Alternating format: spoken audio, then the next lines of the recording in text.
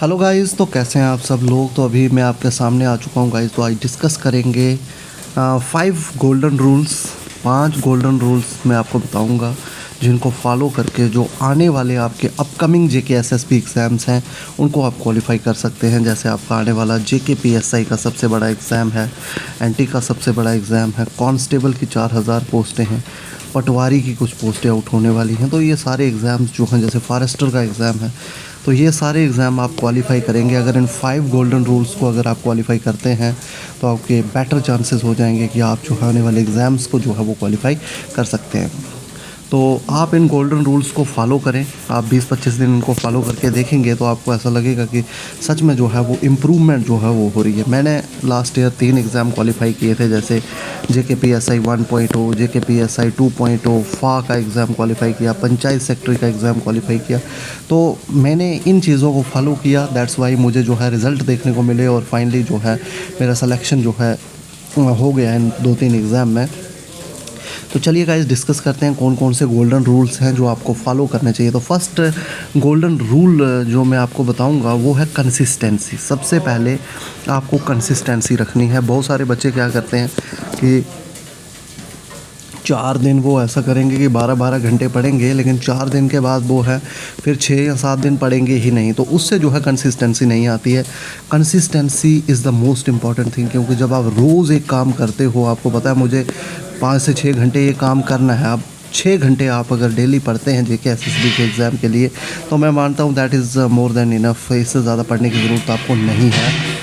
तो कंसिस्टेंसी की अगर बात करें, अगर आप 6 घंटा डेली पढ़ रहे हैं तो ये बहुत बड़ी बात है। अगर 1 महीना आप लगातार 6 घंटे पढ़ेंगे तो एक भी दिन आपको मिस नहीं करना है। हाँ, मंथली किसी दिन आपको काम पड़ सकता है, 1 दिन या 2 दिन उतना चलता है, लेकिन अब कोई कहे कि हफ्ते में 3 दिन नहीं पढ़ना है, सिर्फ 3 दिन पढ़ना है, तो दैट इज़ नॉट कंसिस्टेंसी। महीने में 1 या 2 दिन आप छोड़ सकते हो, लेकिन बाकी आपको जो है 27 से 28 दिन जो है आपकी पढ़ाई में लगने चाहिए। और 6 से 7 घंटे भी मोर देन इनफ होते हैं अगर आप अच्छे से जो है दोगे। सिर्फ बुक सामने रखने से 6 घंटे नहीं होते। 6 घंटे की आपके पास आउटपुट आनी चाहिए। आउटपुट 6 घंटे की अगर आपके पास आ रही है डेली, तो that is more than sufficient. और आप कंसिस्टेंसी के साथ उसको 1 महीना करके देखें आपके कितने अच्छे रिजल्ट्स जो हैं वो देखने को मिलेंगे।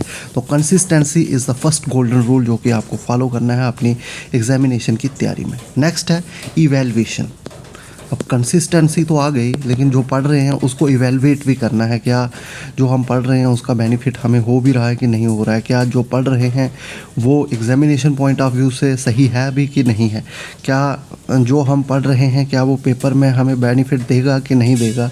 तो वो इवेलुएट आपको इस तरह से करना है। अगर जेके एसएसबी के एग्ज़ाम्स के पॉइंट ऑफ व्यू से कहें तो जैसे आप टॉपिक पढ़ते हैं, सपोज़ आपने कोई टॉपिक पढ़ा, आपको इन्वायरमेंट इकोलॉजी में कोई चीज़ पढ़ते हैं, तो उसको पढ़ने के बाद जो है आप यूट्यूब पे जाएं या फिर आप कोई बुक ले लें, एमसीक्यू बुक ले लें। उन एमसीक्यूज़ को प्रैक्टिस करें। आप उन एमसीक्यूज़ को प्रैक्टिस करें और प्रैक्टिस करने के बाद देखें कि मैंने 20 एमसीक्यू यहाँ से उठाए और 20 में से मेरे कितने एमसीक्यू सॉल्व हुए। मैंने इस टॉपिक को पढ़ा, टॉपिक पढ़ने के बाद जो है क्या मेरे एमसीक्यू सॉल्व हो रहे हैं। टॉपिक वाइज देखें। जैसे आप हिस्ट्री का कोई टॉपिक पढ़ते हैं, इंडियन फ्रीडम स्ट्रगल में से आप कोई टॉपिक जो है उठा लेते हैं और उसको पढ़ते हैं, या 1857 का रिवॉल्ट पढ़ते हैं आप, रिवॉल्ट ऑफ 1857, उसको पढ़ने के बाद आप उसके ऊपर 20 एमसीक्यू कहीं से प्रैक्टिस करते हैं। और उन 20 एमसीक्यू में से अगर आपके जो है 15 प्लस ठीक हो जाते हैं, 15 प्लस आपके ठीक हो जाते हैं, तो इट मीन्स आपका टॉपिक क्लियर है। लेकिन आपको सिर्फ 6-7 एमसीक्यू ही हो रहे हैं और 12-13 आपसे सॉल्व नहीं हो रहे हैं, तो इट मीन्स आपकी पढ़ने में जो है वो कमी है। तो इस तरह से आपको जो है अपने पढ़ाई को जो है इवेलुएट भी करना है। टॉपिक वाइज एमसीक्यू थोड़े बहुत लगा के देखने कि क्या जो मैंने पढ़ा है उससे सॉल्व भी हो रहा है कुछ कि नहीं हो रहा है। तो 2 गोल्डन रूल अभी तक मैंने आपको बता दिए। First golden rule, you have to make consistency in your studies, and second you have to evaluate yourself time to time. तो आपको इवेलुएट करना है कि क्या जो मैं पढ़ रहा हूँ वो सच में जो है वो मुझसे हो भी रहा है कि नहीं हो रहा है, क्या वो मेरे लिए बेनिफिशियल है भी कि नहीं है। तो ये 2 गोल्डन रूल है। Third golden rule and the most important rule is revision. जो भी चीज़ आप पढ़ते हो वो बैक ऑफ द माइंड तो रहती है, लेकिन कहीं ना कहीं 1 हफ्ते बाद या 2 हफ्ते बाद आपको, या 1 महीने बाद वो आपको पूरी तरह से भूल जाती है। भूलना इन द सेंस कि अगर आप उसको 15 मिनट भी उसके बाद देते हो तो वो आपको दोबारा से जो है वो याद आ जाती है। तो revision is the most important key, and this is the third golden rule in the to crack any government exam. तो रिवीजन जो है वेरी वेरी वेरी इंपॉर्टेंट। आप इस तरह से कर सकते हैं कि वीकली आप जो है रिवीजन प्लान बना सकते हैं कि मैं जो है हर संडे को जो है रिवाइज़ करूँगा, या हर सैटरडे को जो है मैंने 6 दिन जो पढ़ा है उसको मैं रिवाइज़ करूँगा हर हफ्ते। तो ये आपकी रिवीजन जो है मोस्ट इम्पॉर्टेंट थिंग। जैसे सपोज़ अकाउंटेंसी की बात करूँ तो मैंने फाइनेंस अकाउंट असिस्टेंट के लिए अकाउंटेंसी पढ़ी थी। तो जो बुक मैंने पकड़ी हुई थी, मुझे लगता है कि मैंने उसको कम से कम 100 बार रिवाइज़ किया होगा। जो बुक जहाँ से मैंने पढ़ा हुआ था, मुझे लगता है कि 100 बार मैंने उसको जो है वो रिवाइज़ किया था। और जैसे एक कंप्यूटर की बुक थी मेरे पास, और उस कंप्यूटर की बुक को भी मुझे लगता है मैंने 100 बार जो था वो रीड किया हुआ था। और कई एमसीक्यू टॉपिक वाइज जो है मैंने प्रैक्टिस किए हुए थे। अकाउंटेंसी की बुक पे मुझे लगता है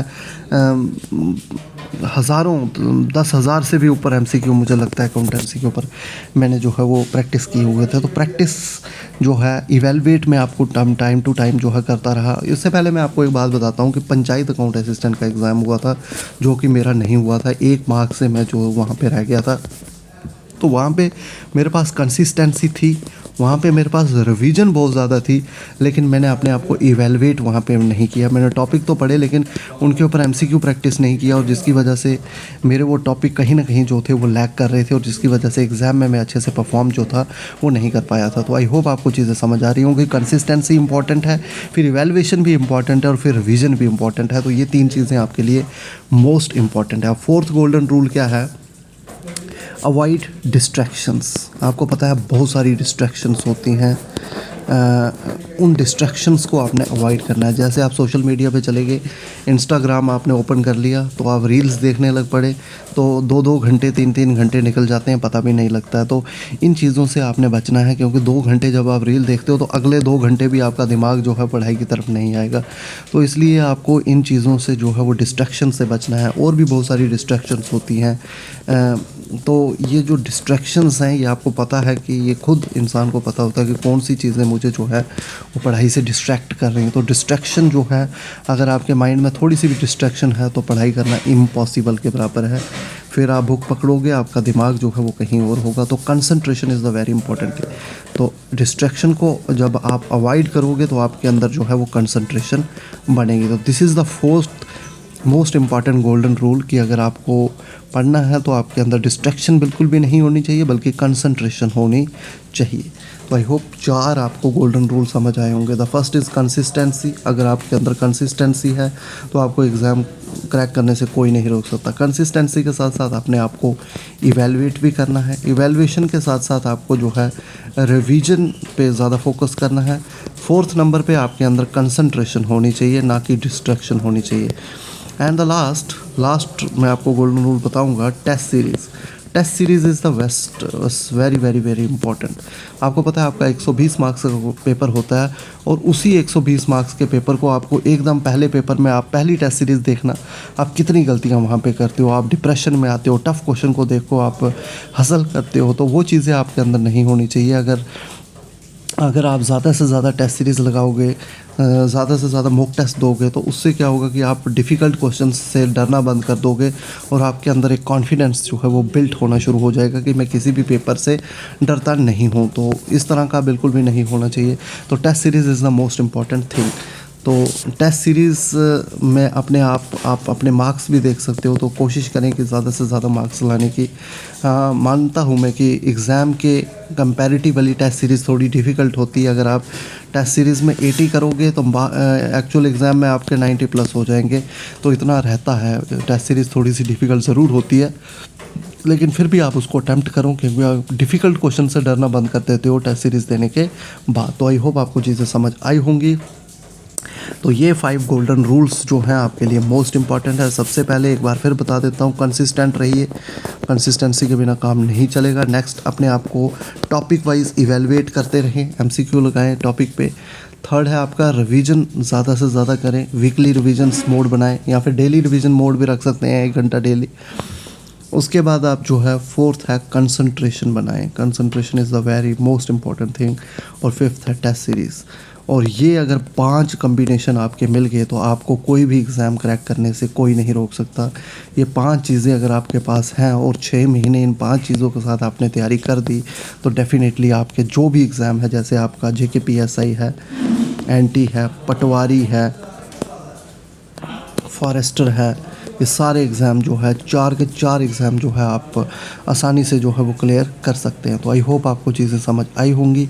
बाकी वीडियो पसंद आई है तो चैनल पे सब्सक्राइब कर लें और साथ साथ में हमारे टेलीग्राम ग्रुप को ज़रूर ज्वाइन करें, जहाँ पर हम डेली जो है क्विज़ प्रैक्टिस करते हैं और वो क्विज़ आपके आने वाले एग्ज़ाम के लिए जो है वो बहुत बेनिफिशियल जो है वो रहने वाले हैं। तो आई होप आपको चीज़ें समझ आई होंगी। बाकी मिलते हैं नेक्स्ट वीडियो के साथ, तब तक के लिए थैंक यू गाइस।